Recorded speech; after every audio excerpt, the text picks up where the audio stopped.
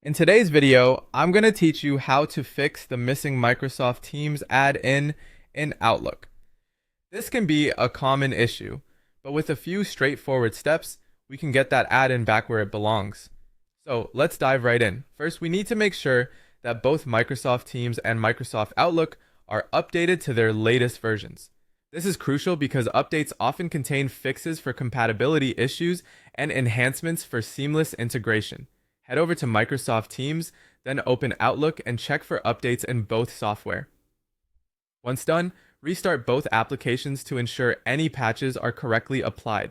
Remember, keeping your software up to date is key to avoiding unexpected glitches.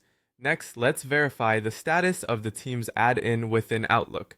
Go ahead and open your Outlook application, navigate to File, and then choose Options. From there, click on Add-ins. Here at the bottom of the window, you'll see an option labeled COM Add-ins. Click on Go.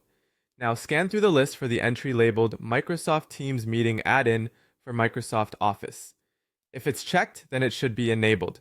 In the scenario where it's not checked, simply click the box to enable it and then click OK. If you notice that it's disabled, don't worry, you can enable it from the Disabled Items section. It's a good practice to routinely check this setting, especially after updates or changes in system settings. Continuing on, we need to confirm that Microsoft Teams is set as the default chat app in Office. For this, open Microsoft Teams, simply click on your profile picture at the top right corner and then select Settings. Inside Settings, go to the General tab, and under the Applications section, make sure the option to register Teams as the chat app for Office is enabled. This registration ensures all your meetings and chats integrate smoothly with Office applications.